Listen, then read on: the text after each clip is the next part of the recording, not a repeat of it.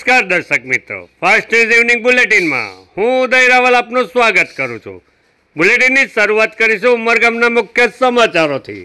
ઉમરગામ તાલુકાના નારગોલ શ્રી રાધાકૃષ્ણ મંદિરના પટાંગણમાં નાણામંત્રી કનુભાઈ દેસાઈના હસ્તે ઉમરગામ તાલુકાના મહત્વના એવા 32 કરોડ રૂપિયાના વિકાસ કામોનું ખાતમુહૂર્ત કરાયું હતું। ઉમરગામ તાલુકાના ધારાસભ્ય રમણભાઈ પાટેકર, તાલુકા પંચાયત પ્રમુખ લલિતાબેન, તાલુકા ભાજપ પ્રમુખ નીરવભાઈ શાહ, ઉમરગામ નગરપાલિકા પ્રમુખ મનીષ રાય, કારોબારી અધ્યક્ષ અંકુશભાઈ કામલી, વિવિધ સમાજના આગેવાનોની ઉપસ્થિતિમાં નારગોલ પ્રોટેક્શન હોલ તથા અન્ય 2 મહત્વના માર્ગોનું વિધિવત શ્રીફળ વધેરી ખાતમુહૂર્ત કરાયું હતું। ખાતમુહૂર્ત પ્રસંગે મોટી સંખ્યામાં ઉમરગામ તાલુકાના લોકો ઉપસ્થિત રહ્યા હતા। નારગોલમાંથી સમાજ પ્રમુખ શૈલેષભાઈએ શાબ્દિક સ્વાગત કર્યું હતું। નાણાં, ઉર્જા અને કેબિનેટ મંત્રી કનુભાઈ ઉપસ્થિત થયા છે, તો એમનો હું શાબ્દિક સ્વાગત કરું છું। અશુભાઈ કોઈ કાર્યમાં સમાજ રમણભાઈના સાથે રહીને કાર્ય છે સ્વાગત કરું છું। કાર્યક્રમમાં નારગોલ ગ્રામ પંચાયત સરપંચ સ્વીટીબેન ભંડારી, પૂર્વ સરપંચ યતીનભાઈ ભંડારી તથા પંચાયતના સભ્યો અને વિવિધ સમાજના આગેવાનો દ્વારા નાણામંત્રી કનુભાઈ દેસાઈ અને ધારાસભ્ય રમણભાઈ પાટેકરનું પુષ્પગુચ્છ આપી સાલ ઓઢાડી અભિવાદન કરાયું હતું। નારગોલ બંદર ખાતે પ્રોટેક્શન વોલની મંજૂરી બદલ નારગોલ માછી સમાજના આગેવાનોએ આભારની લાગણી વ્યક્ત કરી હતી। અને તમામ 182 ધારાસભ્યોમાંથી સૌથી વધુ પોતાના વિસ્તારની ધારાસભ્ય વિસ્તારની સેવા કરી હોય તો ચોક્કસ રીતે રમણભાઈ કરી છે। એટલે આપણે તો રમણભાઈને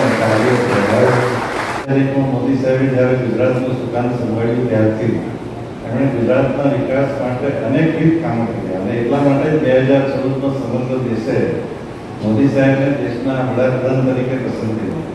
તો એ પહેલા એમણે શું કહ્યું હતું કે ગુજરાતમાં ઔદ્યોગિક વિકાસ થાય એના માટે વિદેશી અને દેશી રોકાણકારો ગુજરાતમાં આવ્યા, આપણે ગુજરાતમાં ઔદ્યોગિક વિકાસ થયો અને સાથે સાથે રોજગારી વધી। આપણે જોઈએ તો ઉમરગામ, સરીગામ, વાપી અનેક વિસ્તારોમાં જે રીતે ઉદ્યોગોનો વિકાસ થયો છે મોદી સાહેબની નીતિને આભારી છે। અને ત્યારબાદ દરેક ક્ષેત્રનો વિકાસ કરવો એમના મનમાં હતું। આપણો આજનો નાગરિક સારામાં સારો નાગરિક બને એના માટે એમણે વિચાર્યું કે દરેક બાળકે શાળામાં જઈને ભણવું જોઈએ અને એના માટે સારા પ્રવેશોત્સવ કર્યો, ખેડૂતના વિકાસ માટે ખેતી મહોત્સવ, અને ખાસ કરીને જ્યારે મોટું બજેટ બને છે ત્યારે એ બજેટના પૈસા અમુક વિસ્તારમાં વપરાઈ જાય અને એમ ન થાય એટલા માટે એમણે ખાસ કરીને વનબંધુ કલ્યાણ યોજના બનાવી અને એના લીધે આપણા ગુજરાતના જે 27 તાલુકાઓ છે એમાં વનબંધુઓ માટે સ્પેશિયલ પેકેજ આપીને સારામાં સારો વિકાસ થાય। એમાં શાળાના ઓરડા બંધાય, પછી નહેર બંધાય, રોડ બંધાય, સબસ્ટેશનો બંધાય, આવા દરેક કામો પ્રાયોરિટીના। આજે નારગોલના પવિત્ર ધામ ખાતે ટોટલ 32 કરોડના કામો, જેમાં આ વિસ્તારને ખાસ કરીને વધારે સંવેદનશીલતા કહી શકાય એવું કામ જે પ્રોટેક્શન વોલનું 1.80 લાખ અને સાથે સાથે રોડ સરફેસિંગ જે રસ્તો અત્યંત અગત્યનો છે એ લગભગ 12 કરોડ જેટલો અને બીજા એક રસ્તાનું રિસર્ફેસિંગ, આવા કામો આજે જે રીતે 32 કરોડના કામોનું ખાતમુહૂર્ત કરવામાં આવ્યું। અને ખાસ કરીને આ વિસ્તારના નાગરિકોની જે આસ્થા માન્ય ધારાસભ્યશ્રી ઉપર છે અને એમણે જે રીતે લોકોને વિકાસના કામો માન્ય મુખ્યમંત્રી શ્રી ભૂપેન્દ્રભાઈની આગેવાની હેઠળ અને માનનીય મોદી સાહેબની આગેવાની હેઠળ થઈ રહ્યા છે તેનો ઉલ્લેખ કર્યો અને સાથે સાથે કાર્યકરોને વધુ વિકાસના કામો કરવા માટે સાથે રહેવાની અપીલ કરી। અને લોકોનો પ્રતિસાદ જોઈને લાગે છે કે ઉમરગામ એક વિકાસની દિશામાં આગળ વધી રહ્યું છે। અહીંયા ઔદ્યોગિક વિકાસ છે, ટુરિઝમ છે, સાથે સાથે ખેતી પણ સુંદર રીતે થઈ રહી છે। ત્યારે આ વિસ્તારના ધારાસભ્ય શ્રી રમણભાઈ અને આ ગામના સરપંચ શ્રી સ્વીટીબેનને પણ અમેરિકા દ્વારા ભારત ઉપર લગાવાયેલા ટેરિફ મુદ્દે નાણામંત્રી કનુભાઈ દેસાઈએ પ્રતિક્રિયા આપી હતી। સ્વયંભૂ ધર્મ આચરણથી જાણીતો છે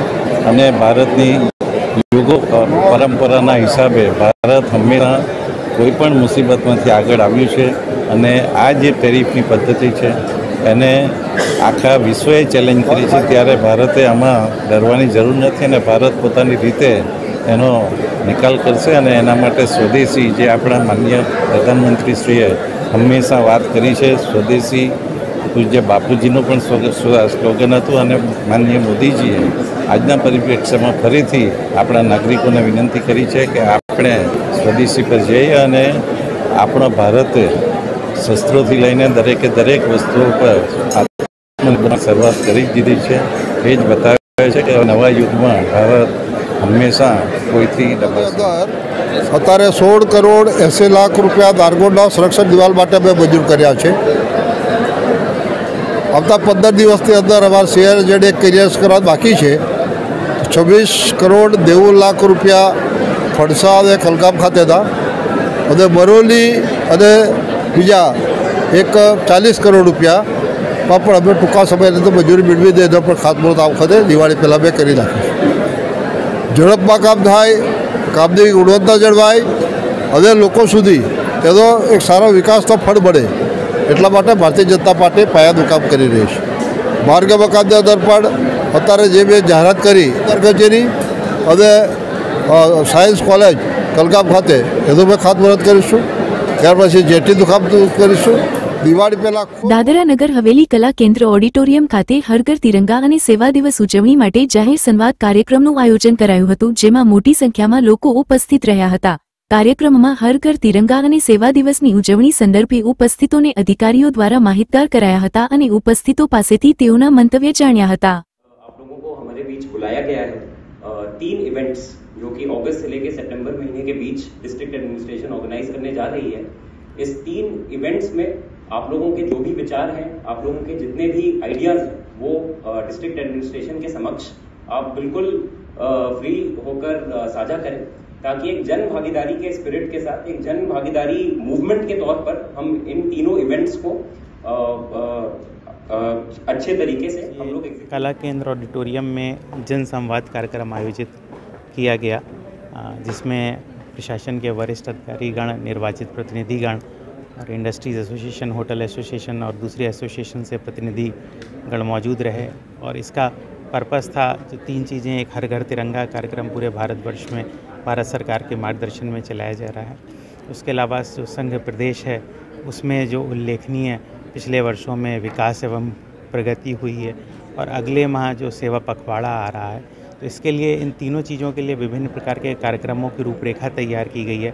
तो इस संदर्भ में जो विभिन्न समुदाय और विभिन्न वर्गों के लोग हैं उनके साथ विचार विमर्श करना और उनके सुझाव आमंत्रित करना, इस उद्देश्य से आज के इस जनसंवाद कार्यक्रम का आयोजन किया गया. अगस्त को जी आपकी सभी लोगों की जानकारी के लिए बताना चाहेंगे कि सिलवासा रिवर फ्रंट पर शाम के 7 बजे जो इंडियन नेवी है वो एक पेट्रियाटिक कार्यक्रम आयोजित करेगी. ऑपरेशन सिंदूर हुआ है, उसकी सफलता को रेखांकित करने के लिए, तो इसमें सभी लोगों से बड़ी संख्या में आने के लिए हम વાપી મુખ્ય બજાર વિસ્તારના માર્ગો પર કાર ચાલકે 2 વ્યક્તિઓને અડફેટે લીધા હતા. લોકોએ કાર ચાલકને પકડી પાડ્યો હતો. ઘટના અંગે જાણ થતાં પોલીસ ઘટના સ્થળે આવી પહોંચી હતી અને કાર ચાલક વિરુદ્ધ કાયદેસરની કાર્યવાહી હાથ ધરી હતી. ફાસ્ટ ન્યૂઝ ઇવનિંગ બુલેટિનમાં આજે બસ આટલું જ. આવતીકાલે ફરી મળીશું. નમસ્કાર.